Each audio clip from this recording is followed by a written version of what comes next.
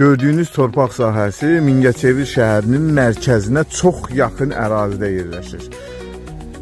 Səməd Vurğun meydanı ilə 200-300 metr məsafəsi olan yolun üst hissəsində. Yolun üst hissəsində dedikdə yoldan çox aralı deyil, yola yaxın ərazidədir. 6 sot boş torpaq sahəsidir. Fikir verirsiniz, genişliyi tam normaldır, kvadrat torpaqdır.